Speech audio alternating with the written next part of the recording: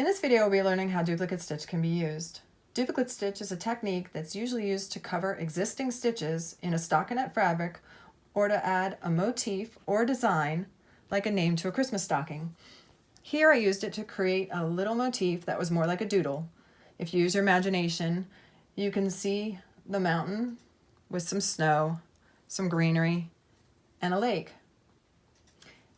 It can also be used to repair small holes like this one that's left over by a yarn over that was unintentional. It can also be used to rebuild areas that are damaged in a sweater, and it's also used to weave in ends on the back, and you can see how they don't show through on the front.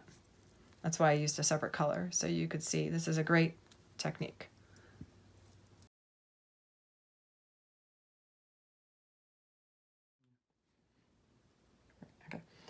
Okay, now we're going to talk what you'll need to do duplicate stitch. The yarn is very important. This yarn is perfect. You can see it covers the stitches evenly, and there's no gray showing through. It's the perfect yarn. If we look down here, you can see the gray coming through. This yarn isn't as thick, and it can't quite cover the stitches. And down here, you're losing the stitch definition altogether with the blue. So you want to be very careful about what yarn you pick. And this is the yarn that we used for the stockinette background. And then this is the mountains that I used in the motif, and you can see how it's almost the same size and it's perfect. And then we look at the forest yarn, and you can see how much thinner it is. So when you look at them side by side, you can see how much thinner this is. That's why I didn't cover the stitches. So just make sure you have a yarn that's just like your yarn. If you want to go up a little, but don't go down, because then it looks...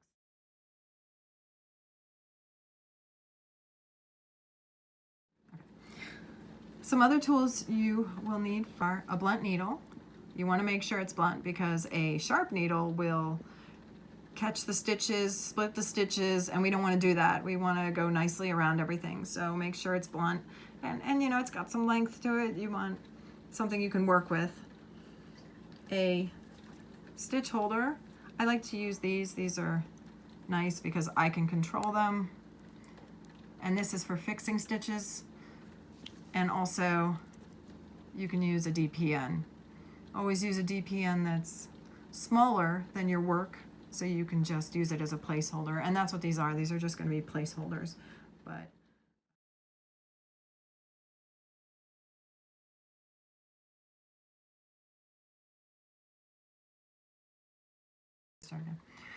okay, so we're going to learn how to read our knitting. This is a stockinette stitch. It's like a little V, and we're going to refer to it as a V just to make this a little easier. And it has a point at the bottom, and then a right side and a left side.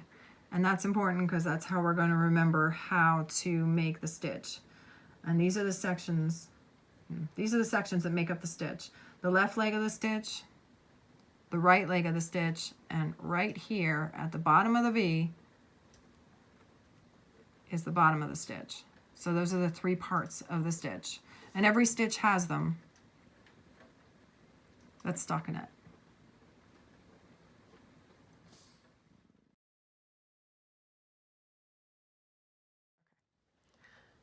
So you start by cutting off a generous amount of yarn and thread your blunt needle. And your first stitch is going to come up from the back to the front at the bottom of that V that we talked about. And then this is the right leg of your stitch. This is the left leg of your stitch. So you're going to go to the stitch above and grab the right leg and the left leg. And you want to do it from right to left. And that will make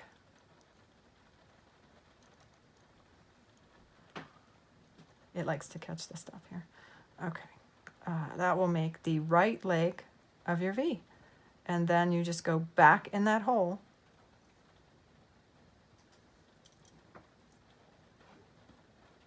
that you started in, and it makes the left leg of the V, and that's duplicate stitch. It's very simple. You don't want to pull it too tight. You don't want it to be loose. You just kind of want it to cover the stitches, and you can see this is a great yarn because it covered it evenly. And let's do it again. So I'm gonna come up for the next V.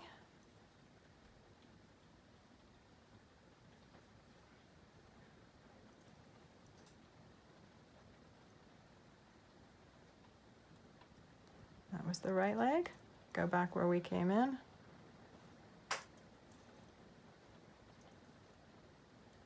And there's the left leg, and there's 2 stitches. So you can plan out your motifs on paper, or you can make names, you can do all kinds of things with duplicate stitch. It's really fun. You can do it in different colors, and that's how we do it. Now when you want to make a new stitch, you can only go to the left, to the right, above, and below. You do not move in diagonals.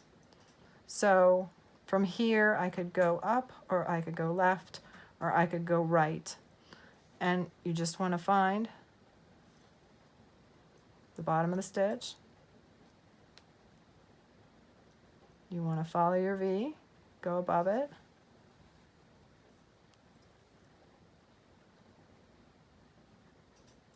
and then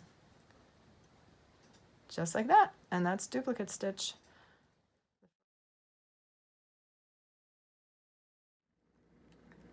So another use for duplicate stitch is to fix unintentional holes. You can tell this is unintentional because this is a column of stitches, this is a column of stitches, and this is a new column of stitches that came from the hole. So this hole, it was probably a yarn over, maybe unintentional holes, they just happen, but we can fix them with duplicate stitch. So you want to find the left leg of the right side column and the right leg of the left side column. You can use a DPN, or you can use the stitch holder. It doesn't matter. But you want to identify those stitches because together they make a V. Now up here you have the new stitch, which I'm going to actually use a DPN for as well, because I work better with them. So you do have a right leg and a left leg of a stitch. So now we've identified that this is where our point is under this bar, and these are the legs up here. So we're going to come up just like we would have if it was, let me grab that tail, if it was a normal stitch, and then we're going to go right to left just like we're duplicate stitching, and then go back through that hole. Now I did this in a different color, so yes, it stands out, but if you did it in gray, you wouldn't see it at all because it just blends right in. So that's how you fix a hole with duplicate stitch. Okay, so I have a second hole that I've unintentionally made, actually intentionally, but and I have the gray yarn, and I'm just going to quickly make the duplicate stitch here to show you. So here's that bar that I would have identified by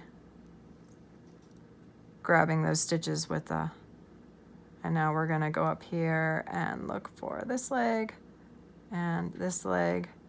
And when you get good at it, you don't need all the props, but we're learning, right? So I can almost not see where I have to go back in because it's so gray. And then there you go. Now you can hardly see it, right? It really makes a nice finishing touch that, yes, you have a new column, but that doesn't matter. You can't see it. So it's a great way to fix any of those holes, that you've had in something that maybe you were like, oh no, I can't wear it again. But now you can. Duplicate stitch. It's a wonderful thing. Okay, so a note I wanted to make, if you had a yarn over that was maybe a row or two up, it's very easy to just get rid of it. You don't have to do the duplicate stitch for it. You can just drop it off the needle. And yes, it'll make a little bar there, but then you just continue knitting, or whatever your pattern is. And you can just tug on it and reabsorb it back in. And then it's gone. So that's how to get rid of a yarn over if it's just one or two rows up. You don't have to do the duplicate stitch method to go over it and make it disappear.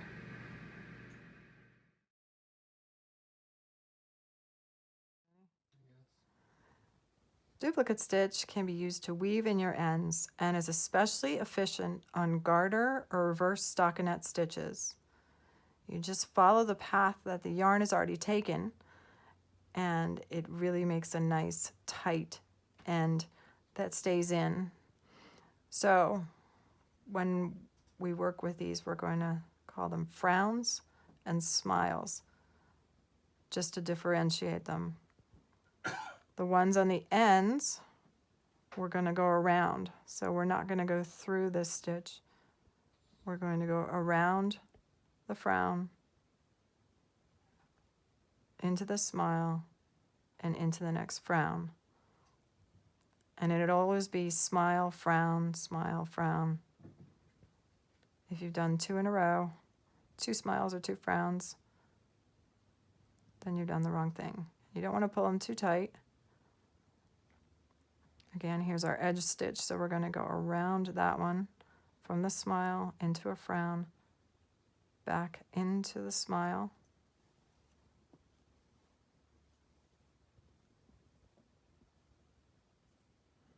not pulling too tight. Here's the frown, we're going around into the smile, into a frown. And you can just do that until you feel you've gotten enough stitches. I usually do, at least an inch. And then when we turn it over, there are no stitches showing through. So it's a really efficient way to use with the same color yarn or a different color yarn.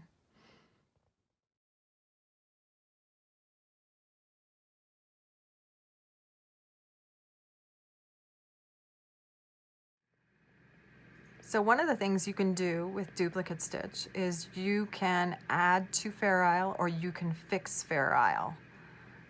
This is a Fair Isle hat I made, and I'm going to pretend that I need a color here, like I made a mistake, and there should be a color in the center here.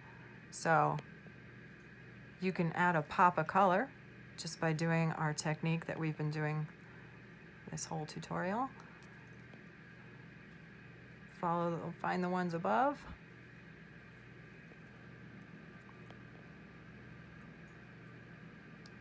And then go back down through.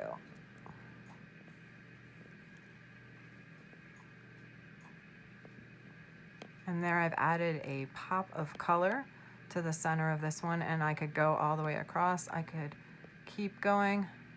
I could make this whole thing a different color if I wanted a different motif, kind of in between.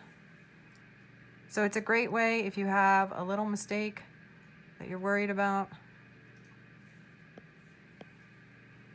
in your Fair Isle.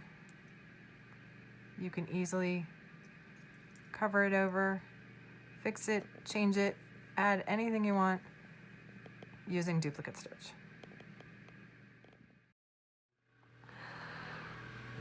Another thing you can do with duplicate stitch is repair small cables. This is a 2x2 left crossing cable, and you can see this one is made correctly and this one is not. It has the cable on top instead of going under right here. So what we're going to do is we're going to find where this cable starts. And it's that stitch. Okay, so I added some markers so we know where we're going. We're going to go from this stitch to this stitch.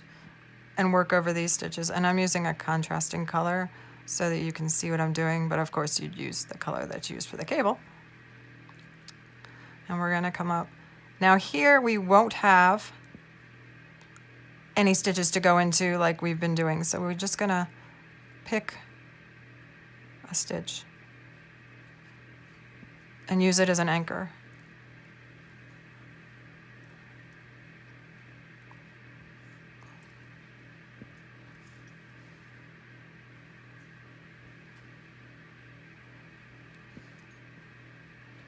And then we're going to come up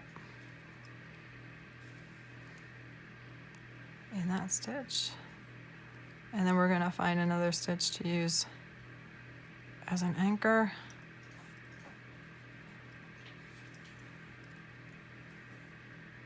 It also helps to flatten down the poofy cable so that it's not so, and that's what happens when you have these, sorry, just caught it there.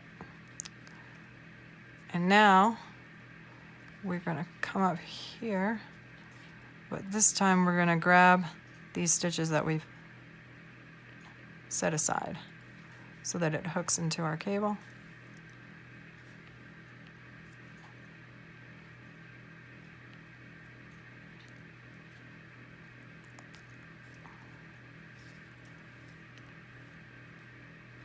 Just wants to grab everything, doesn't it?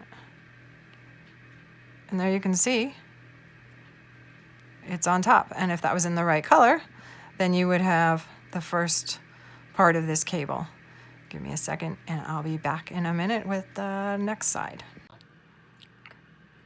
So here we are, and I've moved the markers to the second set of stitches we're gonna have to make. So we're gonna come up here.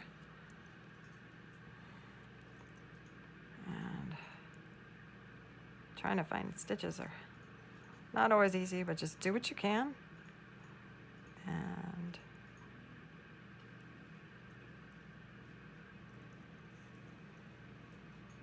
it's just going to keep doing that. And we want to get to this one this time.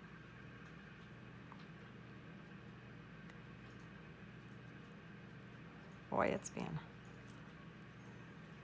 Sorry, let me change it so I can see it.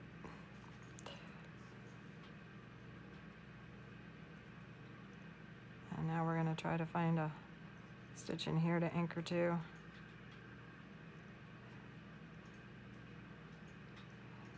And it's not playing nice.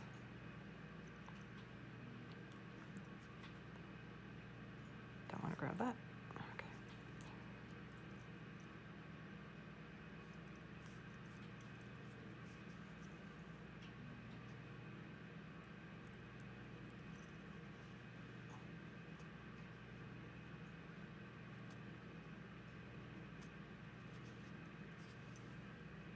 And you are going through a lot of material because the cable's there. And then we want to go through these. So it's going to be, sometimes it's hard to get the needle in because you're going through the old cable with the new cable. There you go. Now the cable goes under like it's supposed to. This one goes over. And if it was the same color, then you wouldn't be able to really notice it unless you were, you know, the yarn police or something. So I hope that taught you something new. And that's how you fix a cable.